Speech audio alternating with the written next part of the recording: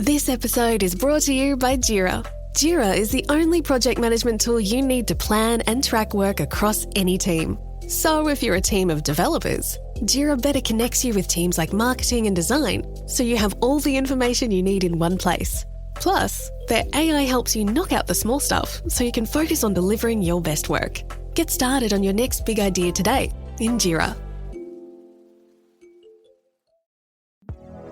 You know when you reach that age where everyone and their mother won't shut up about their credit scores, yet it seems like no one really understands what's so special about those 3 random numbers? That's because credit scores are meaningless, unless you have Credit Karma to show you how to use them. We use those 3 random numbers, plus your financial profile, to help you find your next opportunity. Like a more rewarding credit card, a game plan that helps you pay down debt faster, or a personal loan to help you save more on interest payments each month. Cha-ching! Download Intuit Credit Karma today to get started.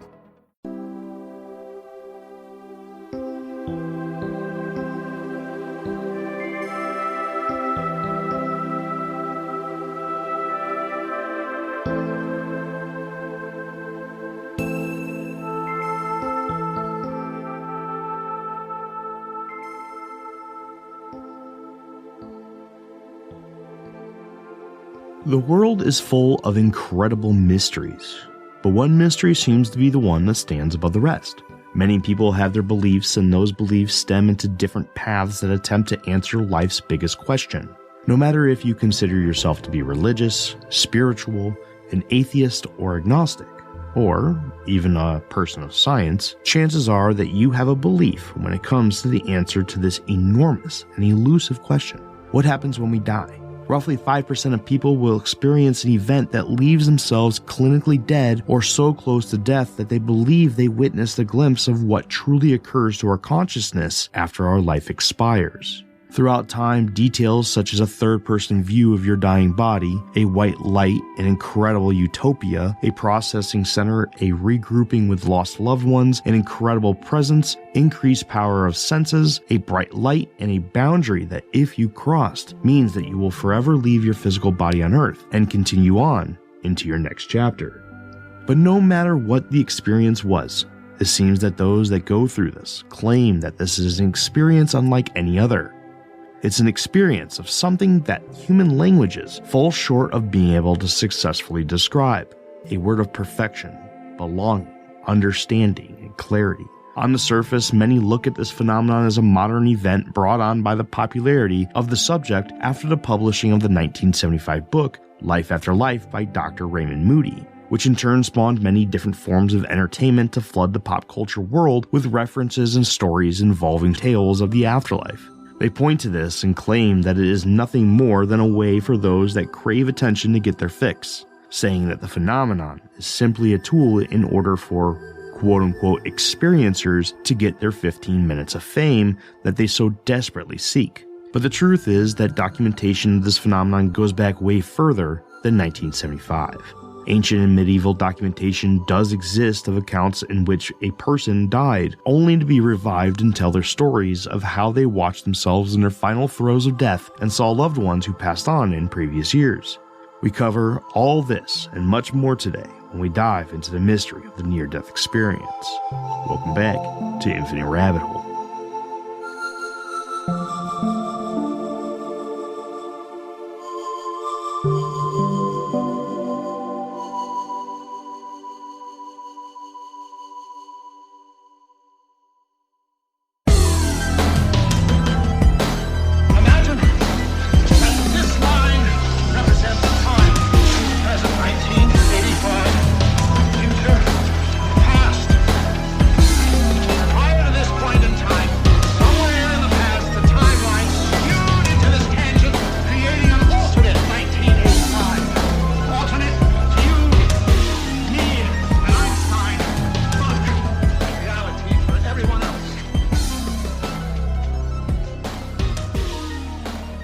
Welcome back to the Infinite Rabbit Hole podcast. I'm your host, Jeremy, and today we're going to be diving into the world of the near-death experience. Actually, we're going to dive into it twice. This episode ended up being a little on the long side, so I'm going to split this up into two, we'll say shorter episodes. I think they're going to be about 25 minutes apiece. Either way, this is an absolutely incredible topic, and it's really tough to explain because I have never had a topic that touched me or changed my perception of things in a way that the near-death experience has. It is just absolutely mind-blowing. We may be part of something completely bigger, that we may not actually just be living our actual lives. Yeah, this ties a little into the simulation theory and other really cool stuff like that. But, for the most part, just looking at this in the nutshell that it is, it really makes you think. It really, really does. And travelers, I just want to say that if you're listening to this episode and you have an NDE, something along these lines, please let us know. We'd actually love to have you up in the episode and talk to you about it. We want to hear it. We want to hear what you went through. Without further ado, just go ahead and slap a 5-star rating on this podcast, if you will. It would mean the world, and enjoy, travelers. I'll see you on the other side.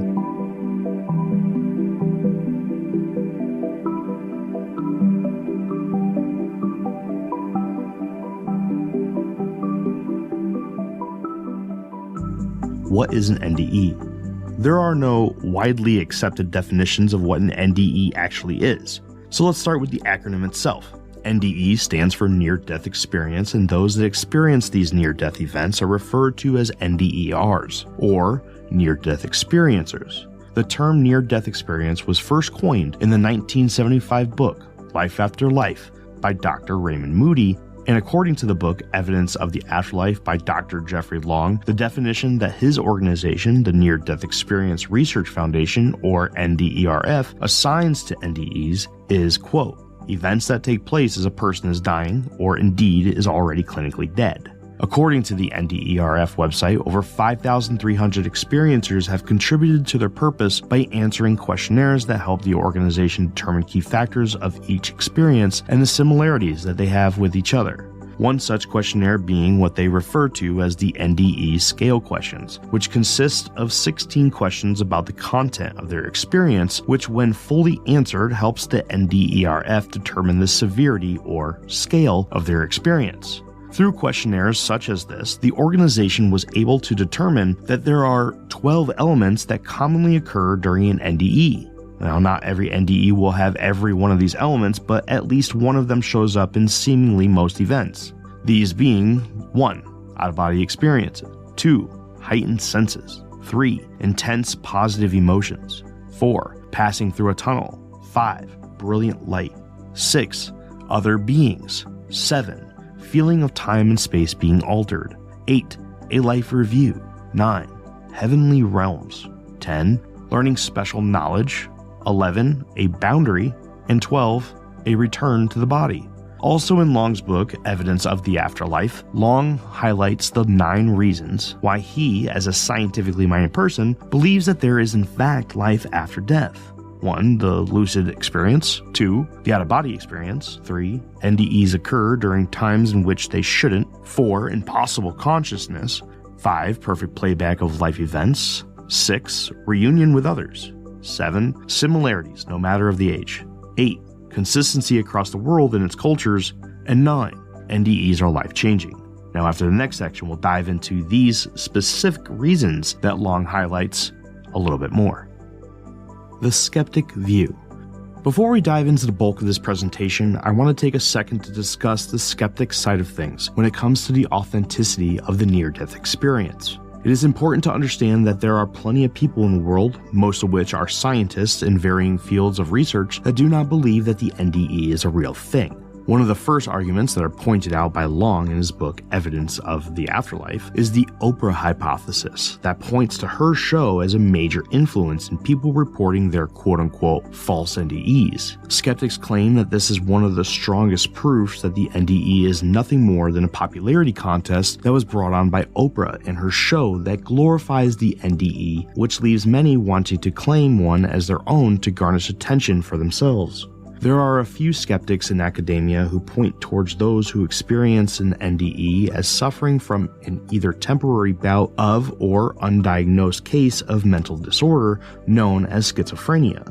This is in response to experiencers mentioning hearing a voice or many voices talking with them or sharing information non-verbally in their recounting of events. But as Dr. Bruce Grayson pointed out, those that suffer from schizophrenia tend to be scared, anxious, and wanting to get away from the voices over their episodes. But those that experience an NDE thrive to understand their events, and most go as far as seeking those that study the phenomenon for answers. Then there are those that point to NDEs as no more than being influenced by a society that glorifies religion. Long points to Harvard-trained theologian Carol Zaleski, who he quotes from a book titled The Skeptic's Dictionary by Robert Todd Carroll as saying, quote, NDE stories are now known to a large audience. Thus, when new stories are told about going into the light, etc., one has to be concerned that these stories may have been contaminated.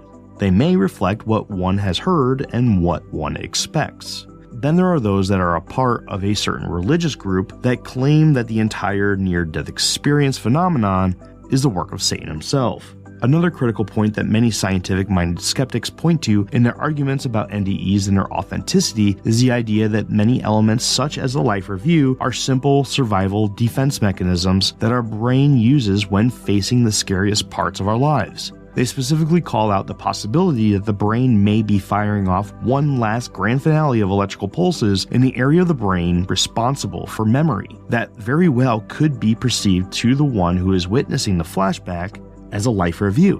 One of the biggest mysteries when it comes to NDEs, which we will talk about in length later in the presentation, is the seemingly fact that people under anesthesia also experience NDEs when their consciousness is supposed to be temporarily but completely lost. The skeptic's claim here is that there are cases in which the amount of the drug is not correct, and there may be too little properly administered in order to correctly leave the patient completely unconscious. As for the out-of-body experience that is claimed by so many NDERs, the common skeptic claim here is that this is nothing more than a fragmented memory pieced together by a mind that is so good at doing just that. Meaning that the memory of whatever it is that caused someone to die is what is being remembered, with the holes being filled by the mind and is perceived when the person wakes up as an NDE.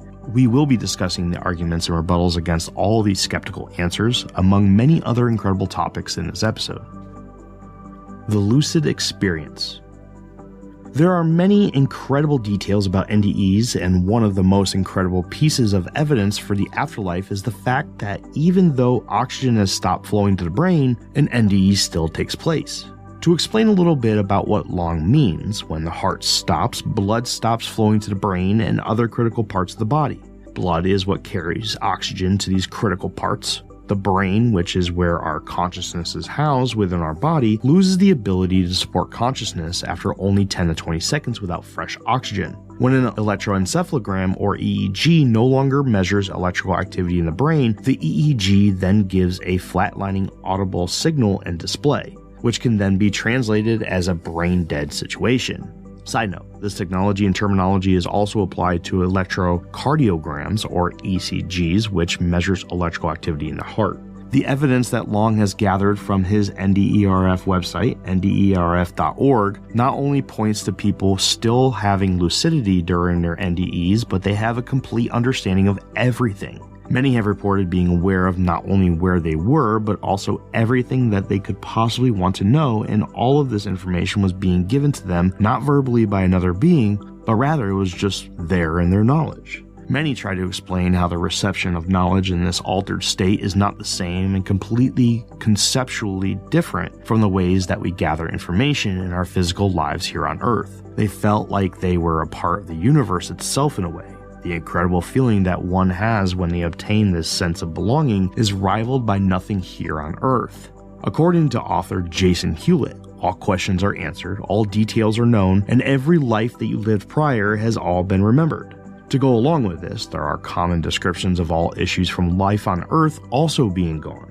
All physical or mental injuries, insecurities, anger, resentment, and anything else falling under the constraints of our earthly lives are gone. This information, unfortunately, is not carried back over to the realm of the living when they recover, but the sense of knowing and pure peace and love is one that many claim to never be able to forget. This information, compounded onto the experience of knowledge, experiencers also report that the colors that they witness are unearthly and vibrant, unlike anything they have ever witnessed before. Their thinking is clear, and without any mental hurdles, and a plethora of other increased inputs to their senses, such as a 360-degree vision, or as some have described it, spherical vision.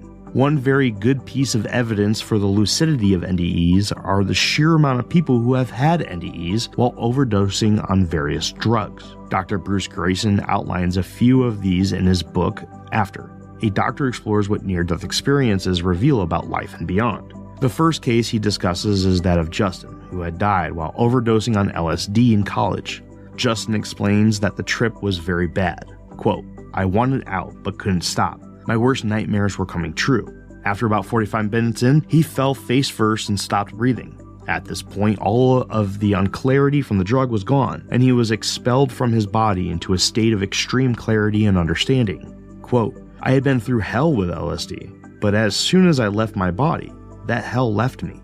I was 100% involved in this experience. I felt clear and on my toes throughout this experience. But then, as Justin was coming back after being brought to the hospital by ambulance, he was back under the influence of the LSD, which left him confused and unable to recognize or do anything. This is incredible, as this shows an example of the clarity of NDEs even when the brain is clearly under the influence of a chemical drug. The fact that there was LSD, then a clear NDE, then back into the same LSD trip lends to belief that there very well may be something when it comes to NDEs. So the question that remains is, how is it that in a brain-dead situation, a person can still have incredible lucid experiences in the form of an NDE? The out-of-body experience. One of the first events in the chronological order of an NDE is typically the out-of-body experience, or OBE, and defined by Dr. Jeffrey Long as the separation of consciousness from the physical body. As part of the lucid memories described in the previous section, the evidence for out-of-body experiences comes from incredibly detailed descriptions of conversations happening not only nearby, but also tens to hundreds of feet away from their unconscious body, or the perfect retelling of events that involve the attempts of resuscitation on their lifeless person. An OBE caused by a near-death experience typically involves a spontaneous rising of one's consciousness as they look down at their body. Often this involves the consciousness watching the happenings from the corner of the room's ceiling, and in rare occasions, the experiencer witnesses the event from a level field when compared to their body and the other people involved. In Long's book, Evidence of the Afterlife, Long refers to a study done by Dr. Michael Sabom in 1982 on the authenticity behind NDERs claiming out-of-body experiences during their events. In this first-of-its-kind study, Sabom interviewed 25 patients who suffered cardiac crises who did not report an NDE event to see if they could describe the events of their resuscitation as thoroughly as those that claimed to have an OBE. This turned out to not be the case, as those who reported OBEs were able to successfully describe their own resuscitation much more precisely than those who did not. To build off of the previous section's breakdown of the lucid experience, the question that comes to mind is, how does one perfectly recall the conversation a doctor had with a loved one about their death in the waiting room of the hospital? Or how can someone retell details about their attempted rescue, such as how many times they were given CPR, even after their pulse had stopped? NDEs occur during times in which they shouldn't. The main example that Long points at in this piece of evidence is that people who were born blind also have very detailed visual experiences with NDEs. A person who cannot be given a conceptual description of what they can clearly perceive in the sense of what vision actually is by inputs to the other four senses alone will have perfect sight and descriptions of what they see in NDEs. How is this possible if people who are born blind don't even have visual dreams? In their book, Mindsight, Dr. Kenneth Ring and Sharon Cooper tell of the experiences of their patient Vicky. Vicky was blinded shortly after birth due to damage to her optic nerve caused by too much oxygen in her incubator and has never had a dream with visuals in her life. When she was 22 years old, Vicky was in a really bad car accident. The injuries that she suffered were so bad that it took over a year for her to completely recover. But during the immediate time following the accident, Vicky explains that she was able to see everything that was going on from a point of view above the wreckage. She was able to reiterate descriptions of things in ways that she was never able to do before, as she claims, quote, "This was the only time I could ever relate to seeing and to what light was, because I experienced it." This came from a woman who never understood the concept of vision prior to the incident, and is still blind after it as well. Impossible consciousness. According to Long, there should be absolutely no way that a person should be able to have an out-of-body experience or even enough consciousness to have an NDE when under general anesthesia. And this is also a very common argument by skeptics who claim that these NDEs are nothing more than consciousness not being fully gone during a procedure due to too small of a dosage being administered. But Long's rebuttal to this is, then how do you explain those that have died on the operating table due to too much anesthesia being administered that still tell of a vivid NDE? One thing to note here is that general anesthesia affects the entire body and works to complete a state of complete unconsciousness in the patient. This is done for pain relief, motionlessness to make the procedure safer to conduct, reduced heart rate, which brings down the blood pressure so as to not stress out the body, removes the ability to remember the procedure, and the one that we are most interested in today, loss of consciousness. This procedure is so good at what it does that patients do not even dream while under its influence. But yet a high amount of people who die while under due to an allergic reaction or complication during surgery while under anesthesia claim to have NDEs with vivid details about what is going on during their time away from the body. This stands as another very strong argument for NDEs not simply being another dream or hallucination of the mind, as this procedure makes it impossible for either of those to occur. In an early study conducted by Bruce Grayson at the University of Virginia, they found that 127 NDERs that experienced their NDEs while under general anesthesia claimed the same elements previously mentioned that the other 451 participants in the study also experienced. Not to beat a dead horse, but the obvious question here is, of course, how can this be true if the brain needs to be conscious in order to experience a near-death experience like the skeptics claim? Perfect playback of life events. Along with my research into the subject of near-death experiences, there was one common event in the period after death that really stuck out to me, and the way that many people have written about it in their books is fascinating. Fascinating in the event that many interpret the event slightly differently, but in the overall scheme of things, the basics of the event stay the same. That is the post-life event, known commonly in many religions and spiritual circles as the life review. First, I will bring up the conversation outlined in Jason Hewlett and Peter Wren's book, Dying Light, an investigation into near-death experiences, in which Hewlett interviews Scott Taylor, who within his 36-year career at the Monroe Institute has spent 2 years as the organization's president and executive director, on his thoughts and beliefs of various details within the topic of near-death experiences. During this conversation, they discussed topics such as Taylor's own personal quote-unquote shared death experience with the son of a love interest of his who passed away in the same accident that sent her son to the hospital, the continuation of consciousness after death, the many theories of our consciousness existing on many planes at once, and at the end of this chapter, they of course touch on the topic of the life review. In this section, Hewlett describes that during the early process of death, some people describe being paired with a coach or guide of sorts that helps you through the initial process of transitioning into the afterlife. One of these processes in which this guide helps you with is the life review. In this life review, the experiencer has replayed all of the scenes from their lives. Yes, that includes the good and the bad. But during this process, there is no judgment, and it is strictly used as a learning experience. Quote, this review takes the experiencer through their life, reviewing the good and the bad times you've had and the good and bad things you've done and how those affected others. Taylor is then quoted, quote, the guide can take and play that scene the second way where you were the nice guy and a compassionate person instead of being a jerk who snipped at the trainee at the grocery store. Hewlett then makes a nice little connection to the theory of the multiverse, as this is seen as a possible connection to how the information could have been recorded for you to witness during this period, and how it also may be tied into the phenomenon of deja vu.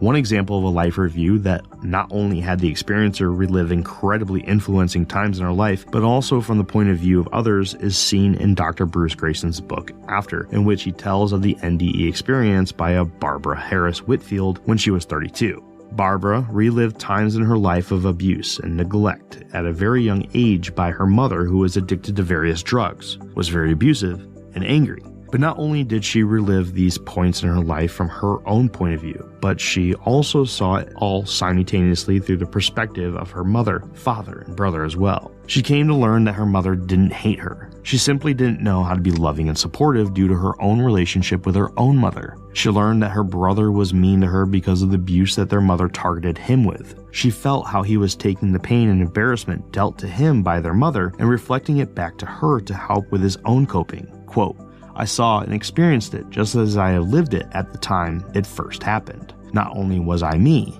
I was also my mother, and my dad, and my brother. We were all one. She wasn't trying to be mean. She didn't know how to be loving or kind. She didn't know how to love. Some of these events that are shown in NDERs are so subtle and unremembered that they can only confirm their authenticity after researching the event once they come back. Now tell me, how is that? Reunion with others.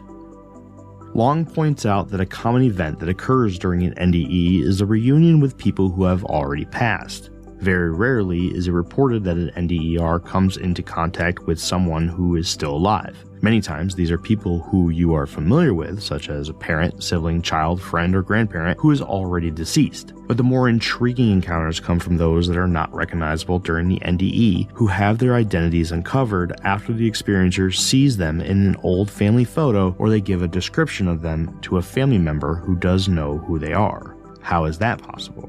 Another piece of evidence for the authenticity of the concept of near-death experiences is the most common description of already deceased members of your life being the ones that you come into contact with. If this was a trick of the brain or even a dream state, as many have explained in the past, then it is most likely that the people you would run into would be the ones that your mind has to do less to project into your experience, such as the ones you see every day who have not passed away yet. Similarities, no matter of age.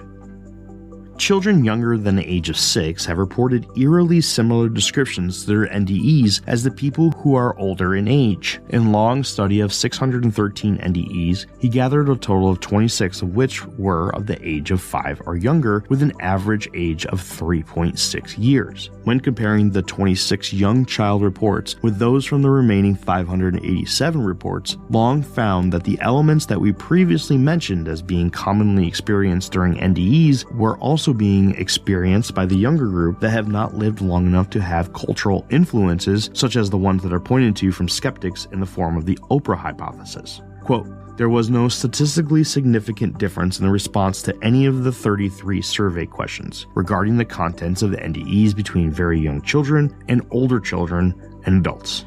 Why is this important? Well, this is important because at young ages, very few are aware of such details such as an out-of-body experience. Life review, a white light meeting great-grandparents they never knew existed, among many other commonly described details. This proves that there is something after death, and that the outcome of your NDE is not a symptom of culture, upbringing, personal beliefs, or anything that you have been influenced to see. So if someone so young and without any influences to believe in such events is given the same descriptive elements as those that are old enough to have these influences, then it is safe to say that there may be more behind this than it just being a culturally influenced daydream that happens when you die. Consistency across the world. People from all around the world and back in time as far as NDEs have been documented have all described very similar details to one another's experience. The most common difference between cultures or other influences are how these things are described. For example, in the case of sleep paralysis, many Western cultures will tell of an entity sitting on your chest known as the old hag, or how they feel like they are being watched by someone in the shadows of their peripherals. But in other portions of the world, this is changed to demons, aliens, goblins, or elves, among many others. They may all be using different words to describe what they believe to be in the room with them, but they all seem to be describing the same general experience. Dr. Jeffrey Long established the world's largest cross-cultural study on the phenomenon of NDEs, and through his studies he makes two statements regarding the topic of how cultural influences can change NDEs.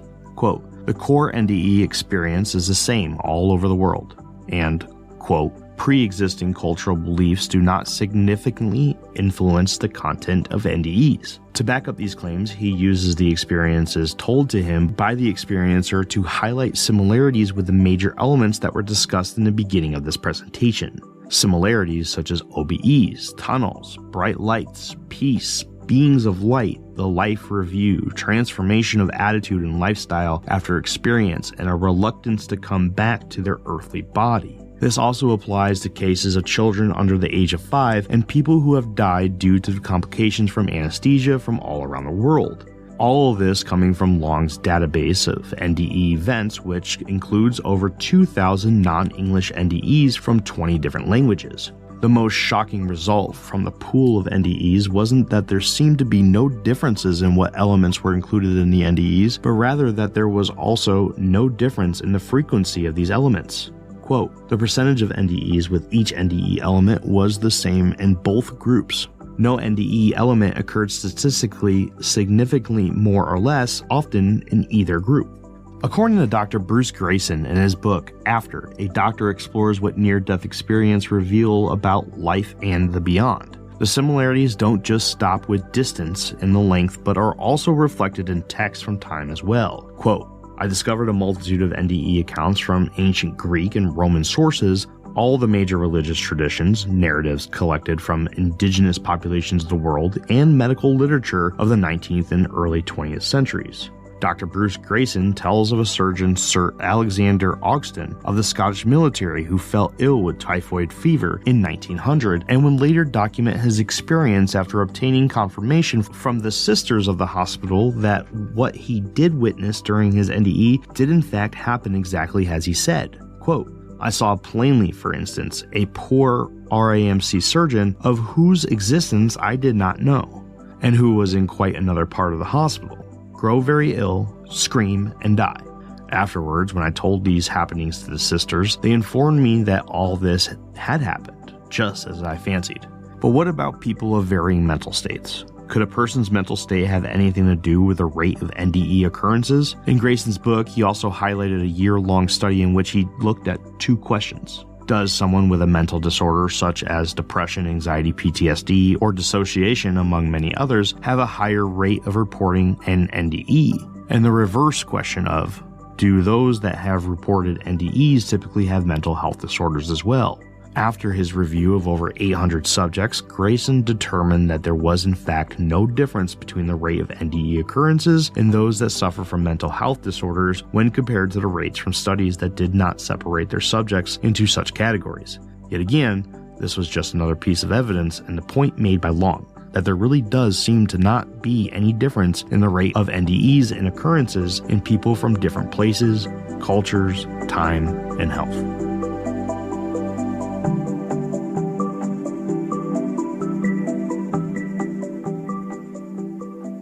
Well, that's all we have for you today. Like I said in the intro, I'm going to have to go ahead and split this one into two, just writing slightly long. So we're going to end it here, but next week we're going to go ahead and finish up with Grayson's points, and then we're going to jump into some other stuff like science, as well as some stuff that other researchers have pointed out throughout the years. Well, until next time, everybody, my name is Jeremy, and I'll see you in the next fork in the path of the infinite rabbit hole. Goodbye. I would like to thank you once again for tuning into the Infinite Rabbit Hole podcast.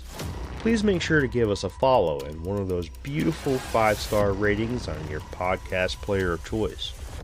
If you would like to join the conversation and stay up to date on all things Infinite Rabbit Hole, head on over to Facebook and search for the Infinite Rabbit Hole Facebook group. You'll know it's us when you see the logo. If you would like to help contribute to the cause, there are a few ways to do so. First, head on over to anchor.fm/Infinite Rabbit Hole and click on the subscribe button, where for $5 a month you'll get access to all our old episodes that will never see the free spotlight ever again.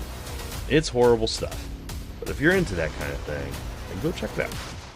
Second, head on over to InfiniteRabbitHole.com and click on the IRH merch shop tab and grab yourself a sweet t-shirt, sticker, or whatever else you see that you wouldn't mind owning.